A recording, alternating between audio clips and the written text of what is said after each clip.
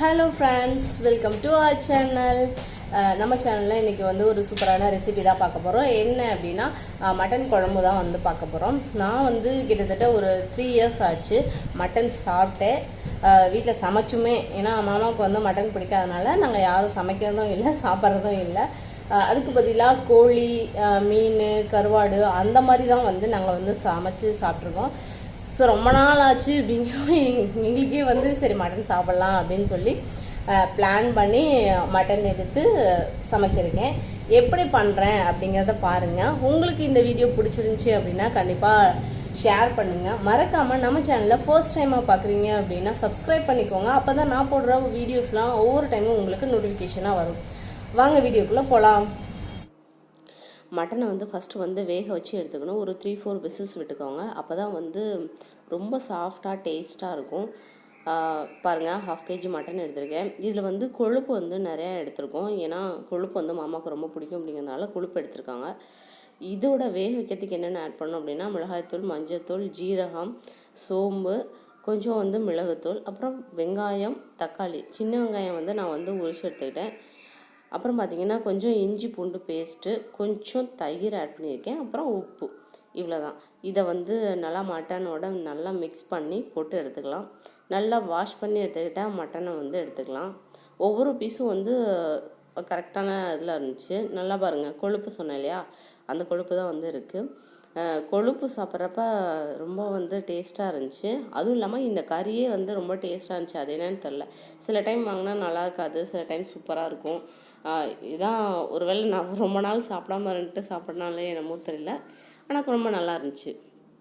இப்போ வெங்காயம் தக்காளி ஆட் பண்ணிக்கிட்டோம், இஞ்சி பூண்டு பேஸ்ட் ஆட் பண்ணிக்காச்சு. இதில் உள்ள மசாலா எல்லாமே வந்து ஆட் பண்ணிக்கலாம். அப்புறம் உப்பு தேவையான அளவு ஆட் பண்ணிக்கலாம். இதோட நான் என்ன ஆட் பண்ணுறேன்னா கொஞ்சம் தயிர் வந்து ஆட் பண்ணுறேன்.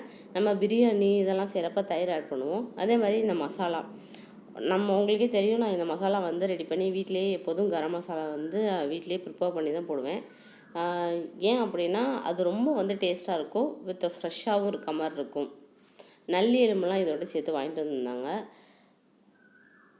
ஒரே ஒரு நல்லி எலும்பு தான் இருந்தது. ஒரு 4 பல்லு பூண்டை நான் என்ன படுத்திருக்கேன் அப்படின்னா நல்லா வந்து இடித்து தான் போட்டிருக்கேன். இடித்து தோல் எடுத்துகிட்டு அதை வந்து ஆட் பண்ணிக்கலாம். தோல் எடுத்துகிட்டு ஆட் பண்ணுறப்ப ரொம்ப டேஸ்ட்டாக இருக்கும். அதே மாதிரி இடித்து ஆட் பண்ணாலும் ரொம்ப டேஸ்ட்டாக இருக்கும். நான் கொஞ்சமாக நல்லெண்ணெய் வந்து ஆட் பண்ணிக்கிறேன்.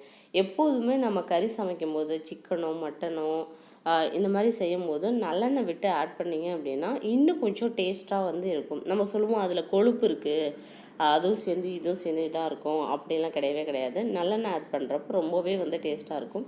இப்போ பாருங்கள், வேக வச்சு நான் எடுத்துட்டேன். வேக வச்சு எடுத்ததுக்கப்புறம் இப்படி தான் இருக்குது. கொழுப்பு, அந்த கறி இதெல்லாம் வந்து நல்லா வந்து இருந்துச்சு. இதுக்கப்புறம் நம்ம இந்த குழம்புக்கு தேவையான மசாலாவை எடுத்துக்கலாம். கடலைப்பருப்பு, உளுந்து, பட்டை, சோம்பு, அப்புறம் பார்த்திங்க அப்படின்னா கொஞ்சம் கசகசா எடுத்திருக்கேன்.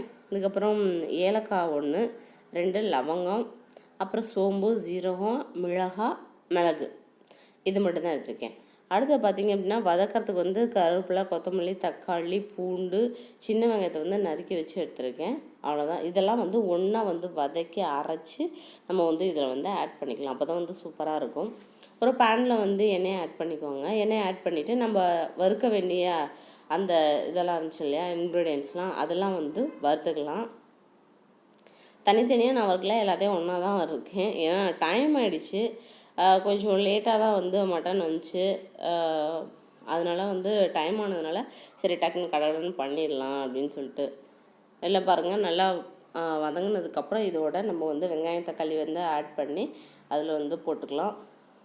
நான் எல்லாத்தையும் வந்து ஒன்றாவே வந்து மிக்ஸ் பண்ணி அரைச்சி எடுத்துக்கிறேன். இதுக்கு நீங்கள் தனியாக வந்து எதுவும் வெங்காயம் தக்காளி போடணும் அப்படிங்கிறலாம் இல்லை, இந்த இதுவே வந்து போதுமானது. இதோட நான் கொஞ்சம் மல்லி வந்து ஆட் பண்ணிக்கிறேன். ஆக்சுவலாக மல்லி வந்து எடுத்து வைக்க மறந்துட்டேன், இப்போ தான் வந்து எடுத்தேன். மல்லி வந்து இதோட ஆட் பண்ணிக்கலாம். மல்லி ஆட் பண்ணிட்டு எல்லாத்தையும் வந்து ஓரளவு நல்லா வந்து வதங்குற மாதிரி வச்சுட்டு அதுக்கப்புறம் வந்து வதக்கி வந்து எடுத்துக்கலாம். மட்டன் பாருங்கள் எவ்வளோ சாஃப்டாக வந்திருக்கு அப்படின்னா, ரொம்ப ரொம்ப சாஃப்டாக இருந்தது. அதாவது சிக்கனை விட மட்டன் வந்து ரொம்பவே வந்து சாஃப்டாக இருந்துச்சு. இப்போ இதில் வந்து ஒரு பேனில் எண்ணெய் ஊற்றி எதுவுமே போட தேவையில்ல, கருவேப்பிலை மட்டும் போட்டு இந்த மட்டன் நம்ம வேக வச்ச மட்டன் எடுத்து அதில் ஊற்றிட்டு கொஞ்சம் மிளகாய்த்தூள் வந்து நான் ஆட் பண்ணிக்கிறேன் காரத்துக்காக. மஞ்சள்தூள், உப்பு ரெண்டையும் வந்து ஆட் பண்ணிவிட்டு அதோட நம்ம அரைச்சி வச்சுருக்கோம் இல்லையா மசாலா, அதையும் போட்டு ஆட் பண்ணி நல்லா வந்து கொதிக்க விடணும். அவ்வளோதான். இது வந்து மட்டன் சூப், அந்த மட்டனை வேக வச்ச கறியிலேருந்து எடுத்த சூப். இதையும் வந்து அதோட ஆட் பண்ணி நம்ம வந்து வேக வச்சு எடுத்துக்கிட்டோன்னா ரொம்ப சூப்பரான மட்டன் குழம்பும் வந்து தயாராகிடும். இதை வீட்டில் ட்ரை பண்ணி பாருங்கள். ட்ரை பண்ணிவிட்டு எப்படி இருக்குது அப்படிங்கிறத கமெண்ட்டில் சொல்லுங்கள். அதுக்கு முன்னாடி நம்ம சேனலில் இப்போ தான் ஃபஸ்ட் டைமாக பார்க்குறேன் அப்படின்னா கண்டிப்பாக சப்ஸ்கிரைப் பண்ணிக்கோங்க. பக்கத்தில் இருக்க பெல் ஐக்கானை கிளிக் கொடுத்து ஆல் கொடுத்துக்கோங்க.